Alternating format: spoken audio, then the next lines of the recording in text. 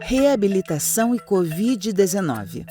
Apesar de já ter acometido milhões de pessoas ao redor do mundo, a infecção pelo novo coronavírus ainda gera muitas dúvidas, não apenas sobre seus fatores de risco e como ela pode se manifestar em cada indivíduo, mas também sobre quais são as possíveis sequelas e necessidades de reabilitação no pós-doença. De maneira geral, segundo os registros disponibilizados até o momento, os pacientes que passaram pela forma mais grave da Covid-19 evoluem com sequelas similares ao de pacientes após doenças críticas e com longa permanência em terapia intensiva, podendo apresentar também diversas complicações associadas a doenças virais.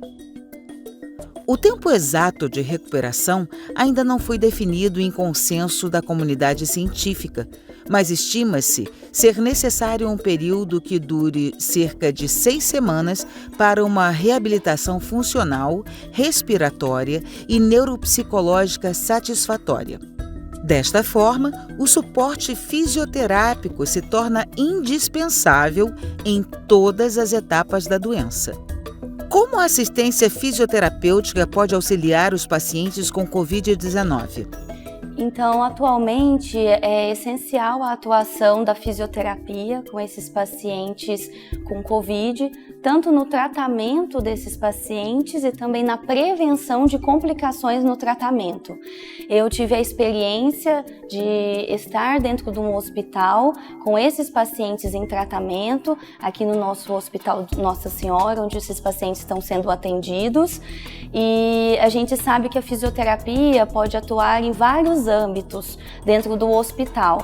Então, na parte respiratória, em manejo da ventilação mecânica, na terapia de alto fluxo, que é uma terapia que está sendo utilizada atualmente com esses pacientes, nas manobras respiratórias que a fisioterapia realiza, na oxigenoterapia, que é o manejo do oxigênio necessário para esse paciente, e também na parte motora, onde a fisioterapia mais atua, na mobilização desse paciente de forma precoce, nos exercícios que são planejados para aquele momento que o paciente está passando no tratamento, né? Como é o direcionamento fisioterapêutico dos pacientes pós-Covid?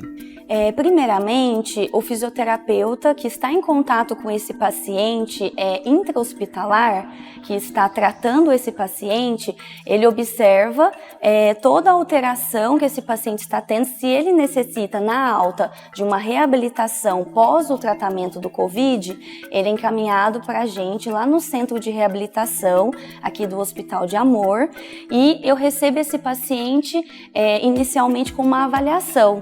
Então eu faço uma avaliação individualizada e criteriosa para identificar o que esse paciente está precisando naquele momento, vendo as suas alterações, as sequelas de acordo com o tratamento e também o tempo sim, de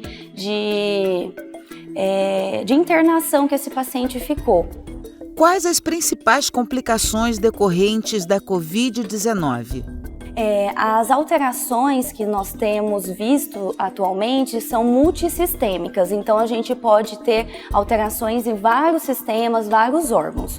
Um dos principais é do sistema respiratório, então a gente tem uma alteração pulmonar muito grande por conta do processo de infecção do coronavírus mesmo, que atinge primeiramente a parte pulmonar.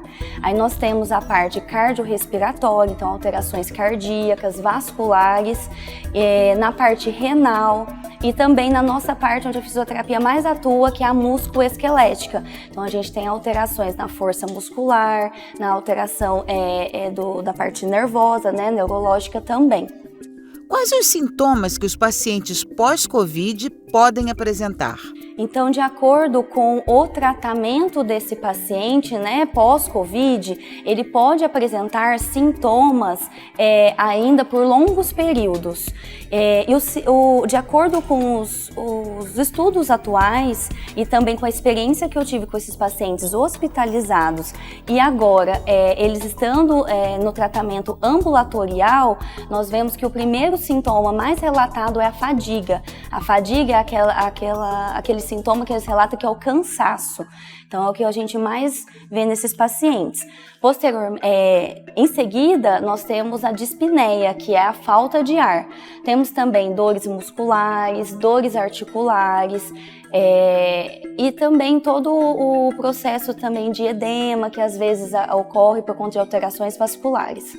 Por quanto tempo os pacientes pós-Covid precisam ser acompanhados? Ainda não temos assim um protocolo de quanto tempo.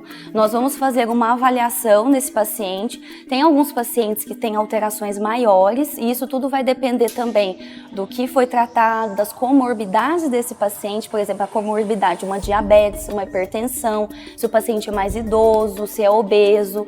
E aí vai depender também do que ele está sentindo após todo esse tratamento do Covid. Então tem pacientes que às vezes a gente inicia um tratamento e já tem uma recuperação mais rápida, outros ainda ficam por longos períodos porque às vezes é paciente que ficou acamado, com algum déficit motor muito grande que a gente tem que recuperar e também a parte respiratória.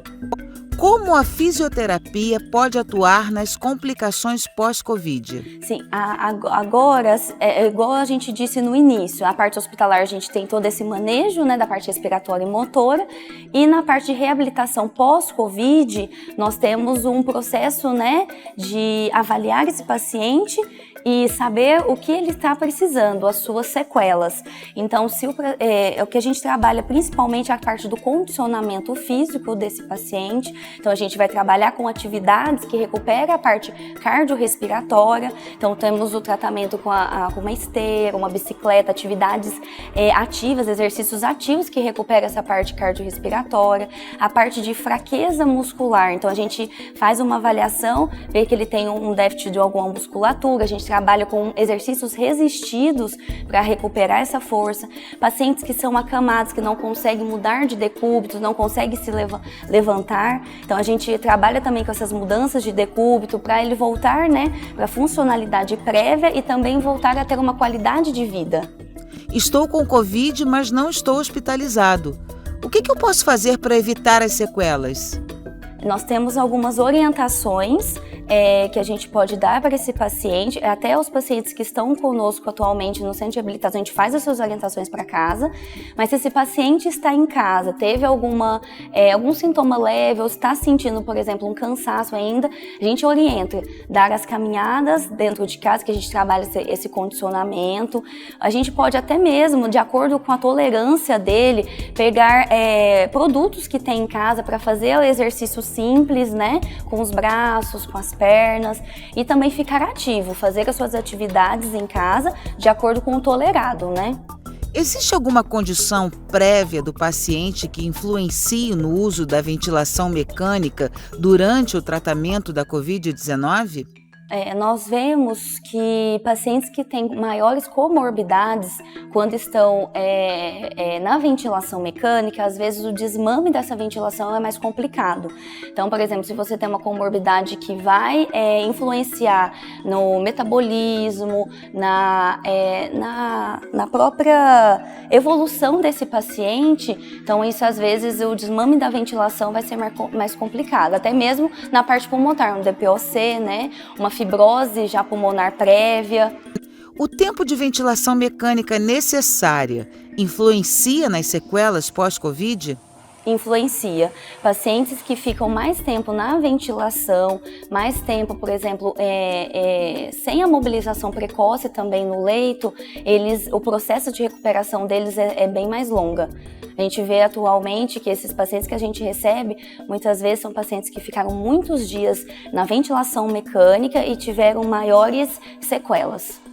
Como a posição prona pode auxiliar os pacientes com Covid-19?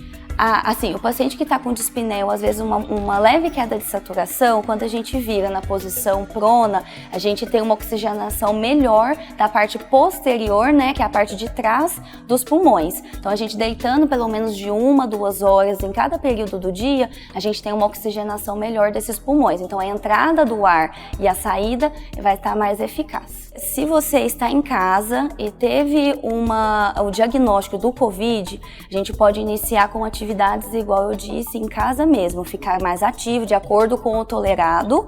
E também temos a posição prona, que é a posição prona ativa, que é deitar de barriga para baixo. Isso ajuda a oxigenar melhor os pulmões. São condutas que a gente já usa no hospital com pacientes ativos e pacientes em ventilação mecânica, e em casa a gente pode estar também realizando. Então, atividades que você fique mais ativo, e a posição prona ajuda bastante.